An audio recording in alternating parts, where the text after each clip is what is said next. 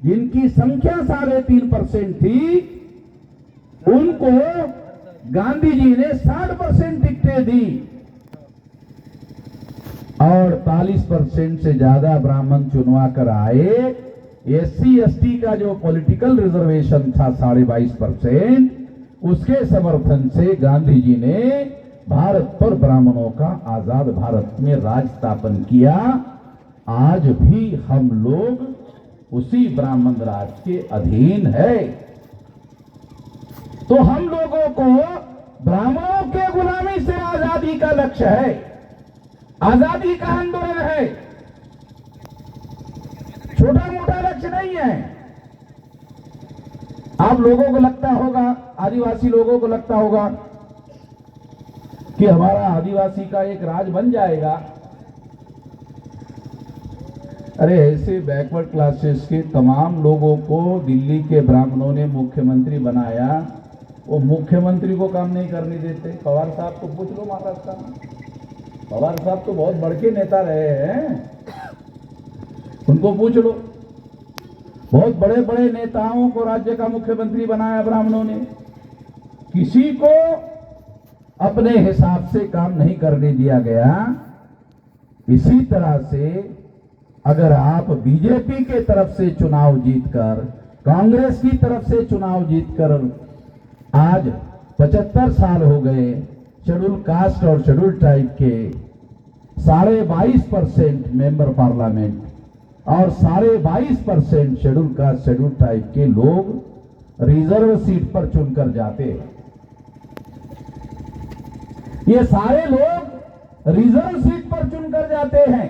Round table conference में बाबा साहब आंबेडकर ने separate elected का अधिकार अंग्रेजों को मांगा था, अंग्रेजों ने यह अधिकार बहाल भी किया था, मगर सेपरेट इलेक्टेड में शेड्यूल कास्ट के लोग, शेड्यूल ट्राइब के लोग अपने वोटों के आधार पर चुनकर जाते। तो पार्लियामेंट में नेहरू को और सरदार पटेल को गांधी जी ने कहा, अरे ये जो सेपरेट इलेक्टेड से चुनकर जाने वाले शेड्यूल कास्ट शेड्यूल ट्राइब के लोग नेहरू की नहीं सुनेंगे, पटेल की नहीं सुनेंगे, तो संसद में तुम्हारी सरकार चलने नहीं देंगे। इसलिए हमारे लोगों पर, शेड्यूल कास्ट और शेड्यूल ट्राइब के लोगों पर जॉइंट इलेक्टेड थोपा गया है। आज तक आदिवासी लोगों को जॉइंट इलेक्टेड क्या है, ये पढ़े लिखे लोगों को पता नहीं, बाकी लोगों को छोड़ो। जो बहुत सारे एमएलए एमपी चुनकर जाते हैं आदिवासियों के रिजर्व सीट पर, वो जॉइंट इलेक्टेड है। बाबा साहब आंबेडकर ने सेपरेट इलेक्टेड मांगा था। सेपरेट इलेक्टेड क्या था? शेड्यूल कास्ट के ही वोट होंगे, शेड्यूल कास्ट के ही कैंडिडेट होंगे, शेड्यूल ट्राइब के ही वोट होंगे, शेड्यूल ट्राइब के ही कैंडिडेट होंगे।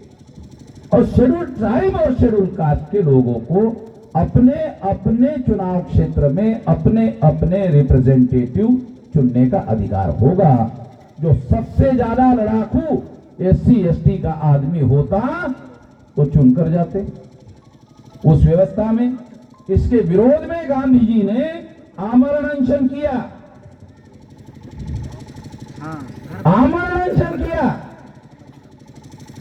है। किसी आदिवासी को पता है, किसी पढ़े लिखे आदिवासी को पता है कि ये जो separate elected schedule caste schedule tribe को होता, वो 131 मेंबर पार्लियामेंट होते, और 131 मेंबर पार्लियामेंट होते तो नेहरू की सरकार को कभी बहुमत नहीं मिलता, इंदिरा की सरकार को कभी बहुमत नहीं मिलता, और शेड्यूल कास्ट और शेड्यूल ट्राइब के सपोर्ट के बगैर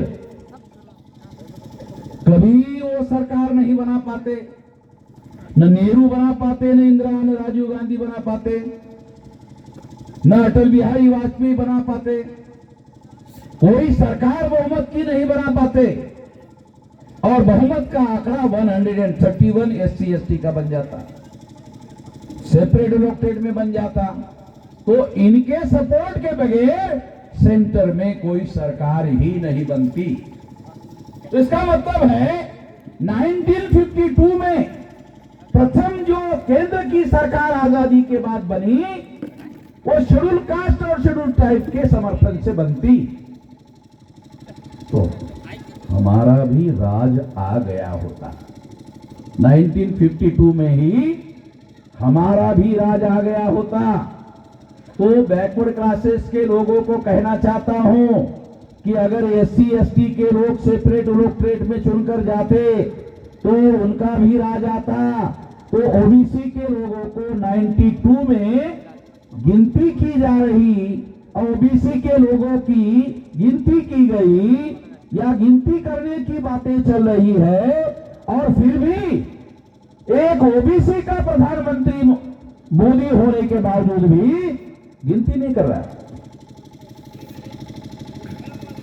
नरेंद्र मोदी OBC का ही आदमी है, देश का प्रधानमंत्री है, गिनती करने का उसी के पास पावर है, मगर गिनती नहीं कर रहा है क्योंकि ये नरेंद्र मोदी को RSS और भाजपा के ब्राह्मणों ने नॉमिनेट किया।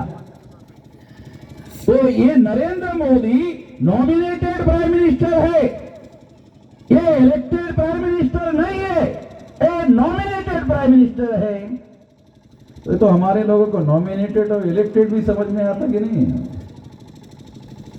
कितने लोगों को समझ में आता नॉमिनेटेड किसको बोलते हैं, इलेक्टेड किसको बोलते हैं? तो इसका मतलब है ये गवर्निंग जो सिस्टम है भारत का, यही हमारे पढ़े लिखे लोगों को समझ में नहीं आता। तो अनपढ़ लोगों को कहां से आएगा? उनको तो यही लगता है कि शेड्यूल कास्ट के चुनाव क्षेत्र में हमारा आदमी खड़ा है शेड्यूल कास्ट, वो कांग्रेस के तरफ से है कि बीजेपी के तरफ से है, वो तो उनको समझ में नहीं आता। और कांग्रेस ब्राह्मणों की पार्टी, बीजेपी ब्राह्मणों की पार्टी, वो हमारे में से किसी ऐसे आदमी को पिकअप करती है, चॉइस करती है, नॉमिनेट कर देती है, जिसको पार्लियामेंट में बोलना भी नहीं आता, जिसको पार्लियामेंट में बोलने के लिए अगर खड़ा किया जाए तो उसको बोलना भी नहीं आता, उसको टिकट दे देते। आप लोगों को सुनकर हैरानी होगी कि जवाहरलाल नेहरू के समय में एक ऐसी घटना है कि उनके घर में एक शेड्यूल कास्ट का आदमी खाना पकाता था, नेहरू जी ने उसको टिकट दे दिया। अब शेड्यूल कास्ट का आदमी जवाहरलाल नेहरू का खाना पकाता था, अगर वो चुनकर गया तो पार्लियामेंट में कौन से विषय पर बोलेगा?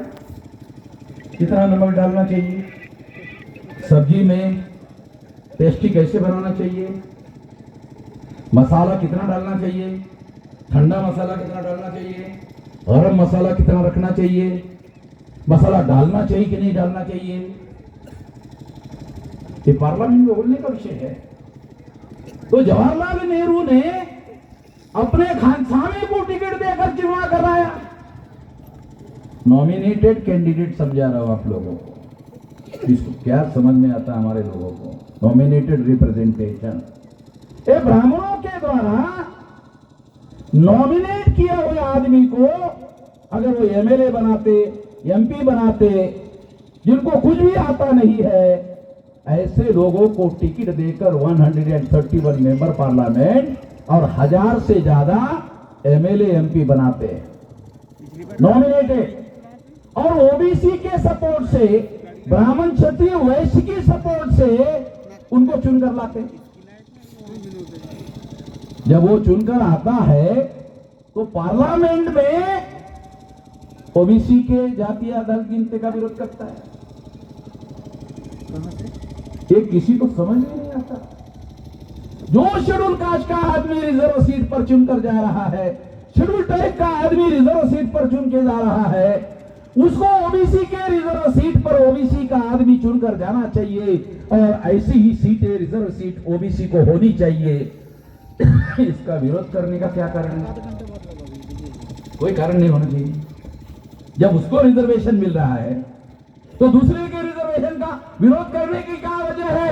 कोई वजह नहीं है, फिर भी विरोध करता है। क्यों करता है?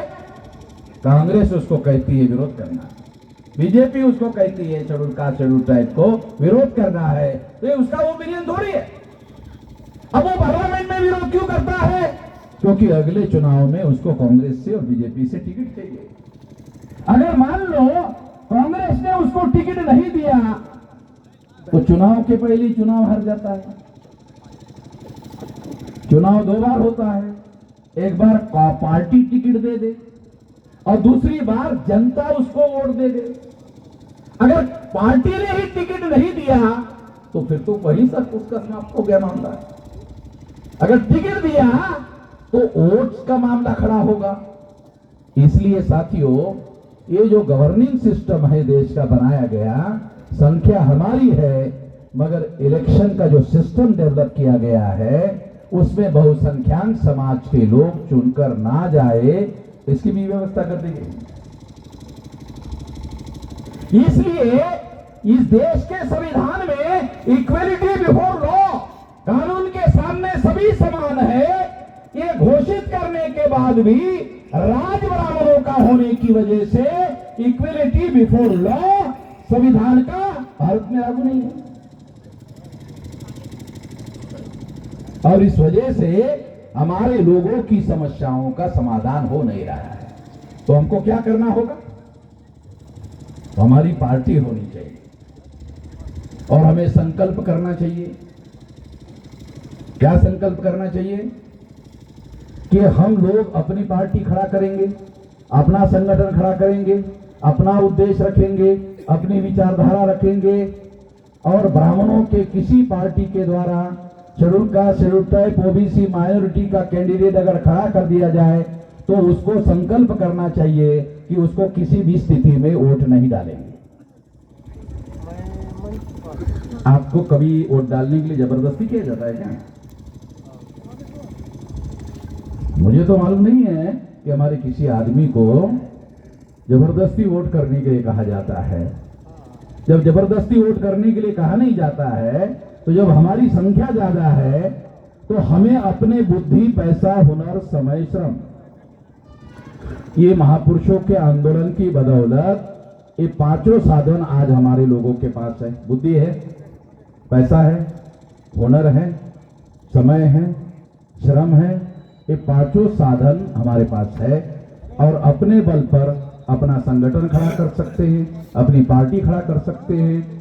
अपने लोगों को, कांग्रेस, बीजेपी और ब्राह्मणों को टिकट मांगने के बजाय अपनी पार्टी बनाकर अपना टिकट ले सकते हैं। ब्राह्मणों को टिकट मांगने की जरूरत नहीं है, हम अपनी ही टिकट पैदा कर सकते हैं, अपने ही लोगों को टिकट दे सकते हैं। और ऐसा करें तो हर चुनाव क्षेत्र में 85% वोट है। 40 मायावती जब मुख्यमंत्री बनी यूपी की तो उसको 30% वोट पड़े। 403 विधानसभा में 207 विधानसभा की सीटें मायावती ने 30% से जीती और पूर्ण बहुमत की सरकार बनाई थी। जब 3 मजबूत पार्टियां, कांग्रेस, बीजेपी और हमारी पार्टी, मान लो कल्पना करो, कल्पना करने को कितना पैसा लगता है? मतलब मुफ्त की कल्पना भी नहीं कर सकते। ये मुफ्त की कल्पना क्यों नहीं कर सकते मालूम? ये दिमाग की दरिद्रता है। हम लोग आर्थिक रूप से कम दरिद्री है, दिमाग से ज्यादा दरिद्री है। जो लोग दिमाग से ज्यादा दरिद्री होते हैं वो लोग आर्थिक रूप से ज्यादा दरिद्री होते हैं। इसलिए हमारे लोगों को पढ़ने लिखने के अधिकार से वंचित किया गया। जब पढ़ने लिखने का अधिकार हुआ, एससी, एसटी, ओबीसी के लोगों को भी अगर रोजगार करना है तो अमेरिका जाता है। अभी पढ़ा लिखा हमारा एससी, एसटी, ओबीसी, माइनॉरिटी का आदमी जो है, जब पढ़ा लिखा हो गया, अमेरिका जाता है, यूरोप जाता है, लंदन जाता है, एक गल्फ कंट्री जो मुसलमानों की है वहां जाता है, वहां कई लाख रुपया सैलरी कमाता है, 10-15 साल नौकरी करता है, करोड़पति हो जाता है और करोड़पति होने के बाद फिर भारत आ जाता है। तो दिमाग की वजह से हमारे लोगों को दिमाग से दरिद्री रखा गया। दिमाग के दरिद्री रखने की वजह से बहुत बड़ी समस्या है और इस वजह से साथियों, हम लोगों को हमारे महापुरुषों के द्वारा सबसे ज्यादा शुरू से पढ़ाई लिखाई पर ज्यादा जोर दिया गया और इसी वजह से बाबा साहब आम्बेडकर विदेश में जाकर पढ़ाई कर सके। और बाबा साहब आम्बेडकर के समय में उनके मुकाबले का, उनके बराबरी का कोई दिमाग रखने वाला आदमी नहीं था। उनको संविधान लिखने की जिम्मेदारी दी गई थी।